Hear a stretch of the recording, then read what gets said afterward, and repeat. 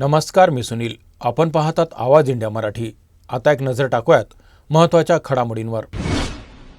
Party with difference अशी ओळख सांगणाऱ्या भाजपनं अकोट नगरपालिकेत सत्तेसाठी थेट MIM सोबत आघाडी केल्यानं राजकीय वर्तुळात चर्चेला उधाण आलं आहे. नुकत्याच झालेल्या नगरपालिकेच्या निवडणुकीत भाजपच्या माया धुळे नगराध्यक्षपदी विजय झाले असल्या तरी भाजपला स्पष्ट बहुमत मिळालं नव्हतं. 35 पैकी 33 जागांसाठी झालेल्या निवडणुकीत भाजपला 11 जागा मिळाल्या तर MIMचे 5 नगरसेवक निवडून आले. यानंतर भाजपच्या नेतृत्वाखाली अकोट विकास मंच स्थापन करण्यात आला असून या आघाडीत MIMसह ठाकरे गट, शिंदे गट, अजित पवार गट, शरद पवार गट आणि प्रहार जनशक्ती पक्ष सहभागी झाले आहेत. या आघाडीतील सर्व नगरसेवकांना भाजपचा व्हीप लागू राहणार असून 13 जानेवारी रोजी होणाऱ्या उपनगर अध्यक्ष आणि स्वीकृत सदस्यांच्या निवडीत ही आघाडी एकत्र मतदान करणार आहे. सध्या या आघाडीचे एकूण 26 सदस्य झाले असून काँग्रेस आणि वंचित बहुजन आघाडी विरोधी बाकावर आहेत. विधानसभा निवडणुकीत आक्रमक भूमिका घेणाऱ्या भाजपने अकोटमध्ये MIMशी केलेली आघाडी विरोधकांच्या टीकेचा मुद्दा ठरत असून भाजप यावर कसं उत्तर देणार याकडे सर्वांचं लक्ष लागलं आहे.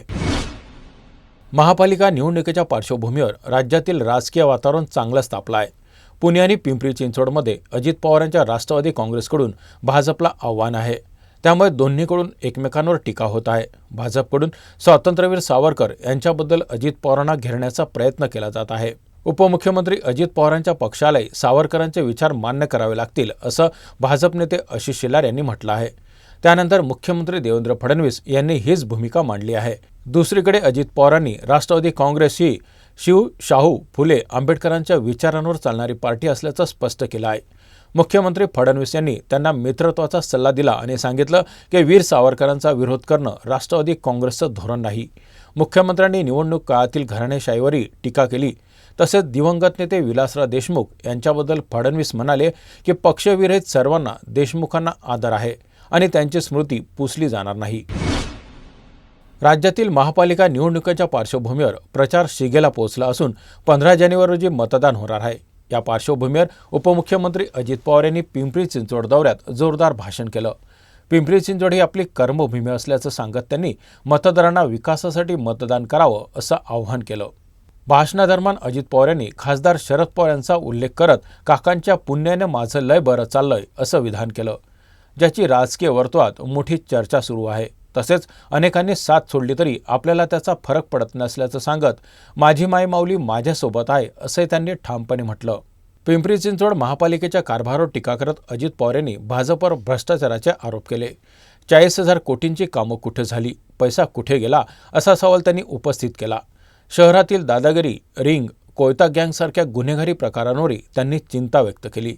आम्ही सत्तेत आलो तर गुन्हेगारांचा बंदोबस्त करू असं आश्वासन देत त्यांनी कायदा सुव्यवस्थेवर लक्ष ठेवण्याचं सांगितलं. तसेच मतदानाच्या आदल्या दिवशी होणाऱ्या प्रलोभनांवर भाष्य करत संधी मात्र आम्हालाच द्या असं आव्हान त्यांनी मतदारांना केलं आहे. मुंबई महापालिका निवडणुकीच्या पार्श्वभूमीवर मनसेला मोठा धक्का बसला असून अंधेरी पूर्व विधानसभा मतदारसंघातील शेकडो मनसे कार्यकर्त्यांनी उपमुख्यमंत्री एकनाथ शिंदे यांच्या शिवसेनेत प्रवेश केला आहे. आमदार मुरजी पटेल यांच्या उपस्थितीत झालेल्या पक्षप्रवेशामुळे अंधेरीत मनसे अक्षरशः खिळखिळ झाली आहे. यापूर्वी मनसेचे अनेक पदाधिकारी आणि नेत्यांनी भाजप आणि शिंदे गटात प्रवेश केल्यानं राज ठाकरे यांच्या समोरील आव्हानं वाढली आहेत. निवडणूक प्रचार ऐन भरात असताना सुरू असलेल्या या पक्षांतरामुळे मुंबईच्या राजकारणात मोठी हालचाल निर्माण झाली आहे. राज्यातील महानगरपालिका निवडणुकीचा प्रचार आता अंतिम टप्प्यात प्रवेश केला असून प्रचारात सर्व पक्षांनी वेग वाढवला आहे. महापालिका निवडणुकीसाठी फक्त 7 दिवस शिल्लक राहिल्यानं राजकीय वातावरण अधिक तापलेलं दिसत आहे. याच पार्श्वभूमीवर मुंबई महापालिकेसाठी भाजपकडून तयार केलेलं विशेष प्रचार गीत निवडणूक आयोगानं नाकारल्याचं समोर आलं आहे.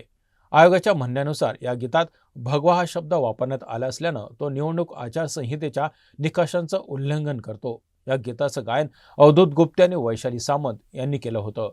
तर दुसरीकडे शिवसेना ठाकरे बंधू मुंबई महापालिकेसाठी शब्द ठाकरेंचा हा वचननामा प्रसिद्ध केला आहे. यात पाळणाघरे, पाळीव प्राणी, पाणी आणि सांडपाणी व्यवस्थापन, रस्ते, कचरा व्यवस्थापन, आरोग्य, शिक्षण, रोजगार अशा महत्त्वाच्या मुद्द्यांचा समावेश आहे. मुंबईकरांच्या जीवनावर मोठा परिणाम करणारा हा वचननामा महापालिका निवडणुकीत गेम चेंजर ठरेल का यावर सध्या चर्चा सुरू आहे. राज्यातील 29 महापालिका निवडणुकीच्या प्रचारधुमळीत काही ठिकाणी अनर्थ घडला आहे. अभिनेत्री डेजी शाहच्या फ्लॅटजवळील इमारतीला प्रचार रॅली दरम्यान फटाक्यांमुळे आग लागल्याचं समोर आलं आहे। डेजी शाहनं सोशल मीडियावर व्हिडिओ शेअर करत आपला संताप व्यक्त केला आहे। व्हिडिओमध्ये ती म्हणाली की लोक निवडणुकींमुळे रस्त्यावर आहेत, फटाके फोडल्यामुळे इमारतीला आग लागली, हे भयंकर आहे। माझं घर ज्या इमारतीजवळ आग लागली त्याच्या शेजारीच आहे। अभिनेत्रीने या प्रसंगाचा आरोप करत म्हटलं की प्रचार रॅली दरम्यान काही कार्यकर्ते इमारतीजवळ फटाके फोडत आहेत, ज्यामुळे नागरिकांच्या सुरक्षेला धोका निर्माण होतो। डेजी शाहने या घटनांवर त्वरित लक्ष देण्याची आणि नियमांचं पालन करण्याची मागणी केली आहे। अकोल्यातील काँग्रेसचे ज्येष्ठ नेते आणि महाराष्ट्र प्रदेश काँग्रेसचे उपाध्यक्ष हिदायत पटेल यांच्यावर 6 जानेवारी रोजी अकोट तालुक्यातील मोहा गावात जीवघेणा हल्ला झाला होता। उपचारादरम्यान खासगी रुग्णालयात त्यांनी अखेरचा श्वास घेतला। हल्ला राजकीय आणि कौटुंबिक वादातून झाल्याचं सांगितलं जात आहे। या प्रकरणी आरोपी म्हणून उबेद पटेल या तरुणास तातडीनं पकडण्यात आलं असून 5 आरोपींवर अकोट ग्रामीण पोलीस ठाण्यात गुन्हा नोंदवण्यात आला आहे। कुटुंबाच्या तक्रारीत मोठ्या राजकीय नेत्यांची नावे समोर आली असून यामध्ये अजित पवार गटाचे जिल्हा अध्यक्ष मोहम्मद बुद्रुजमा, अकोटचे माजी काँग्रेस नगराध्यक्ष संजय बोडखे आणि काँग्रेस नेते आणि जिल्हा परिषदेचे माजी सभापती राजीव यांचा समावेश आहे। पुण्यातून एक धक्कादायक गुन्हेगारी घटना समोर आली आहे। सोशल मीडियाच्या माध्यमातून 17 वर्षीय मुलाचं अपहरण करून त्याची निर्घृण हत्या करण्यात आल्याचा प्रकार उघडकीस आला आहे। इंस्टाग्रामवर एका मुलीच्या माध्यमातून आरोपींनी अमनसिंग सुरेंद्रसिंग गच्चड या अल्पवयीन मुलाला कात्रज परिसरात बोलावून घेतलं। त्यानंतर त्याला खेड शिवापूर परिसरात नेऊन दगड आणि कोयत्याने वार करून त्याची हत्या करण्यात आली। या प्रकरणी विश्रांतवाडी पोलिसांनी प्रथमेश जिंदू आढळ आणि नागेश बालाजी धबाले यांना अटक केली असून 2 विधी संघर्षित बालकांना ताब्यात घेण्यात आलं आहे। जुन्या वादातून अपहरण आणि हत्या केल्याची माहिती तपासात समोर आली आहे। मृत अमनसिंग 29 डिसेंबर रोजी घरातून बाहेर पडला होता। तो परत न आल्यानं त्याच्या आईने 31 डिसेंबर रोजी तक्रार दाखल केली होती। मोबाईल CDR आणि लोकेशनच्या आधारे पोलिसांनी तपास सुरू केला। आरोपी बेळगाव येथे असल्याची माहिती मिळाल्यानंतर त्यांना कर्नाटकातून ताब्यात घेण्यात आलं। चौकशीत आरोपींनी गुन्ह्याची कबुली दिली असून पुढील तपास सुरू आहे।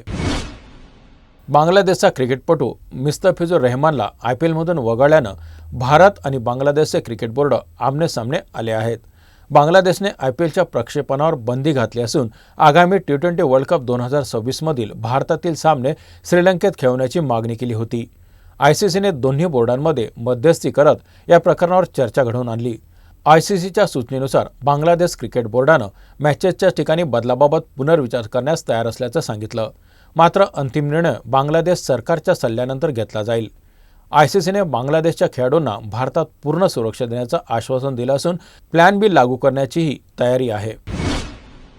या बातमीपत्रात इथेच थांबत आहोत। पाहत रहा आवाज इंडिया मराठी।